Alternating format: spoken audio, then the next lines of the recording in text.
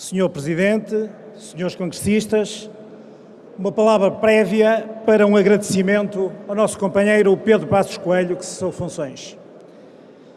Quero, em nome daqueles que aqui represento, a maior secção do país, agradecer o contributo que deu ao partido, mas, sobretudo, o contributo que deu ao país. Será para nós um exemplo de coragem, de resiliência, que no futuro irá fazer caminho para aqueles que querem governar nos interesses de Portugal. Também uma palavra de apreço, de incentivo ao novo companheiro que exerce as funções de Presidente do Partido. Quero dizer que estivemos com o companheiro Rui Rio desde o primeiro momento, apenas e só por convicção, por coerência, por termos opinião própria, por sabermos muito bem o que queremos, por sabermos aqueles objetivos que nos acompanham no partido e, sobretudo, também, como aquele que o antecedeu, aquilo que queremos para o nosso país. É por isso, para nós, muito importante,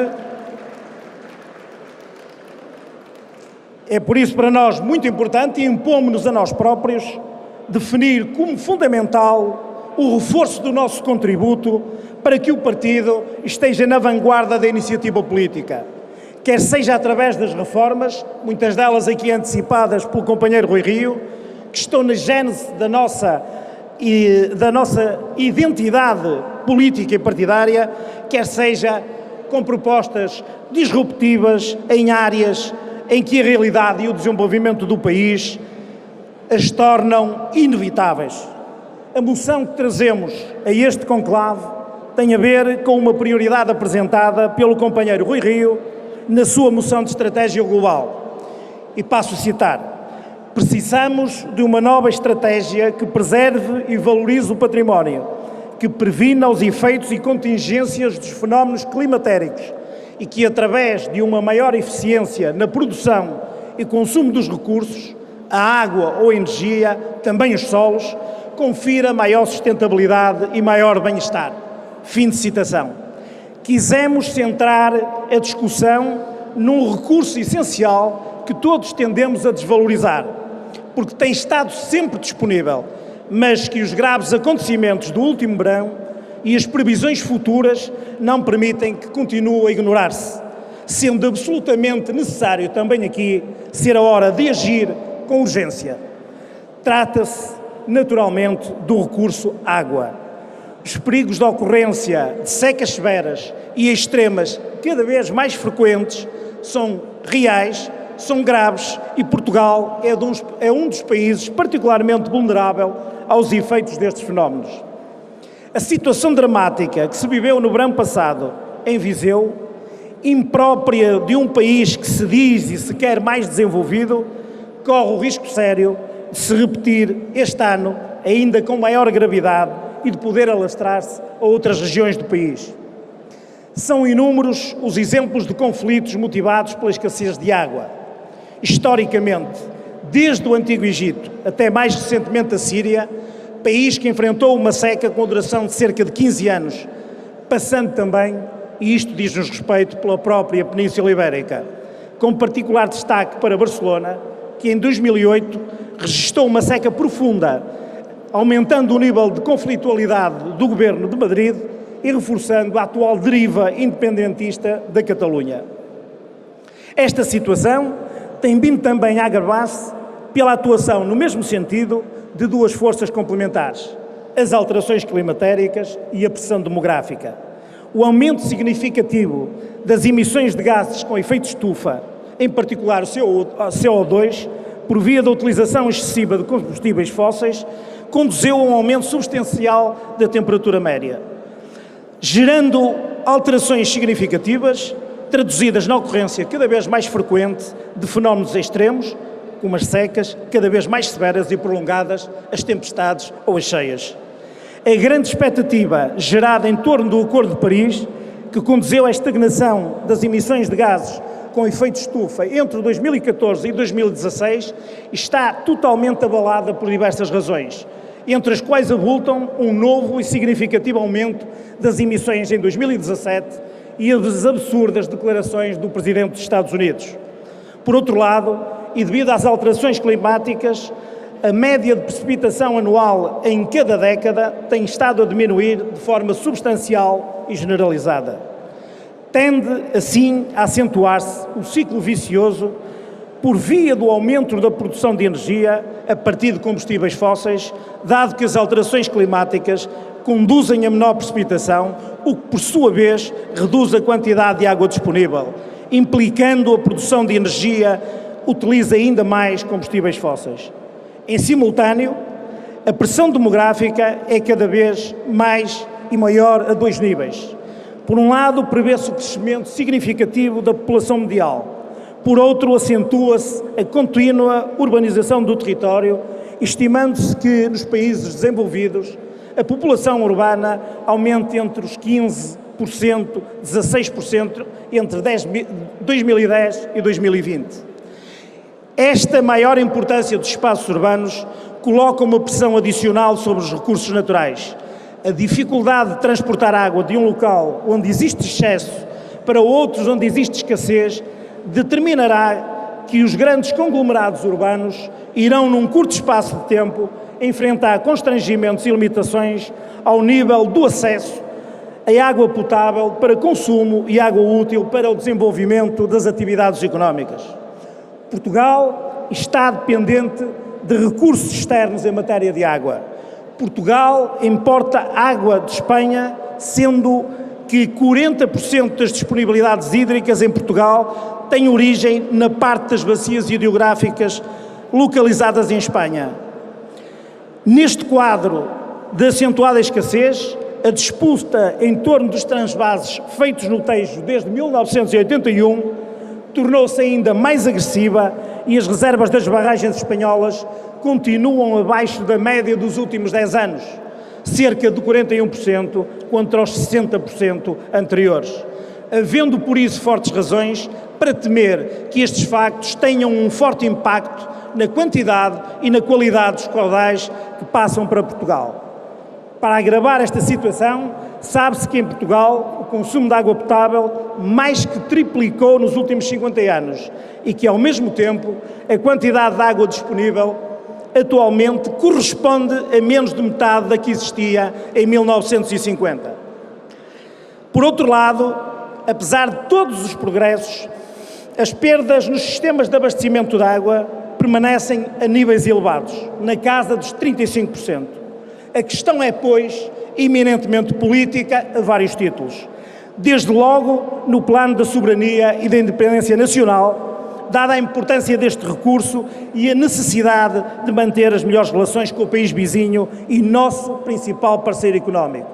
Depois, porque se trata de garantir às populações o acesso a este bem essencial em quantidade, em qualidade e com preço razoável.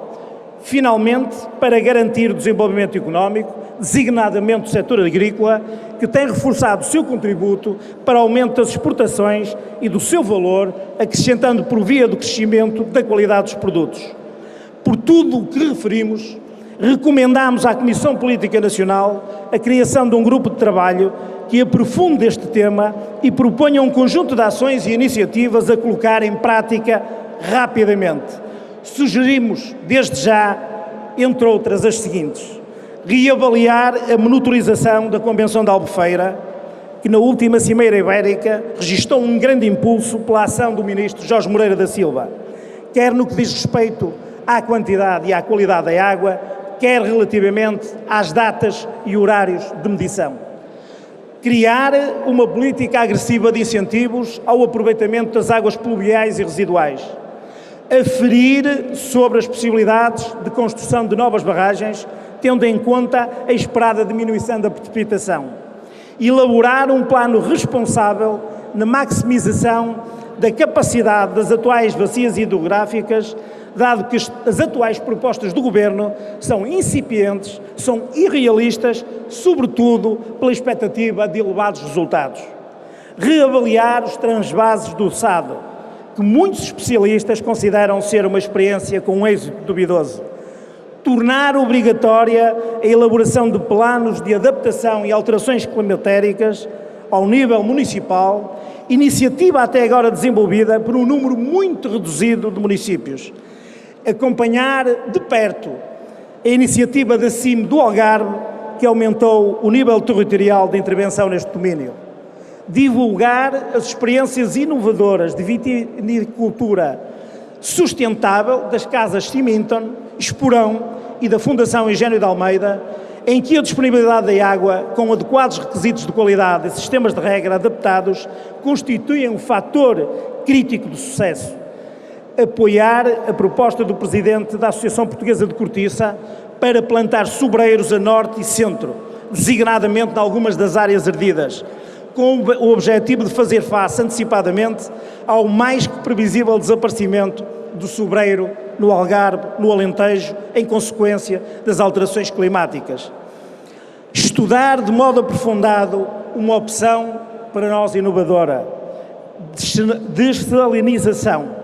Esta opção já está implementada em mais de 150 países, designadamente na ilha de Porto Santo desde 77, em Barcelona desde 2009, na Califórnia desde 1925 e em Londres desde 2010.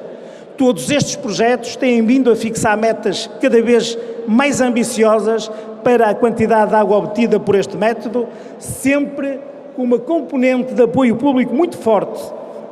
É exemplo do que aconteceu em Portugal há poucos anos com as energias renováveis, para suprir claras falhas de mercado que têm diminuído significativamente, estimando-se que atualmente a diferença de custo das captações com as captações tradicionais seja apenas de cerca de 10%.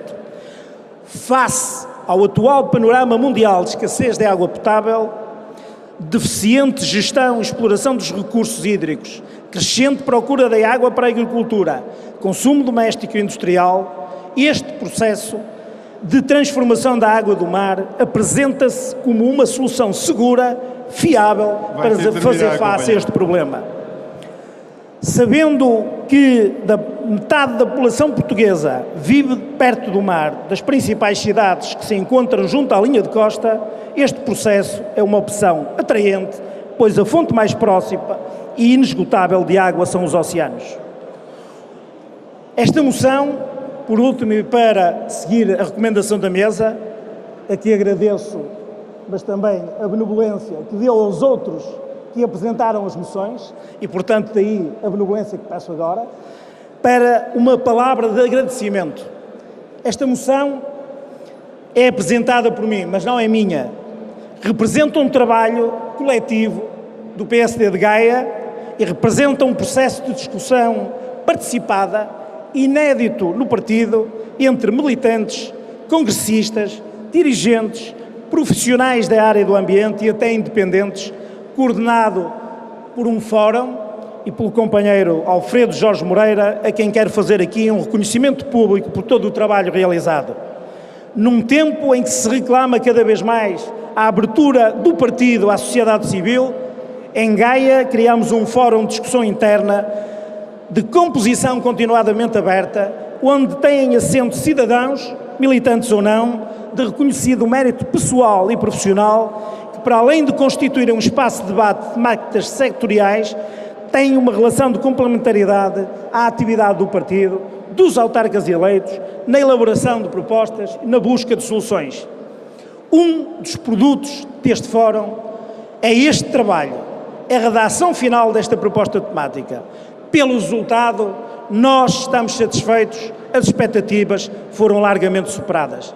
Por todas estas razões, faço um forte apelo a todos os congressistas para votarem favoravelmente a moção S, água como um recurso estratégico do presente século, porque esta bandeira não está apenas na gênese ou na nossa gênese, também serve para, no quadro da atual conjuntura, contrariar e combater o taticismo de sobrevivência e a gestão corriqueira do dia-a-dia, típicos do governo, que não reforma e apenas age por reação aos acontecimentos, sobretudo aqueles que são mais mediáticos, apenas e só para tentar conter os danos e aliviar a má consciência de não agir por antecipação. Este é o nosso modesto contributo. Esperamos e temos esperança de poder torná-lo um desafio maior do PSD na área do ambiente. Tenho dito. Muito obrigado.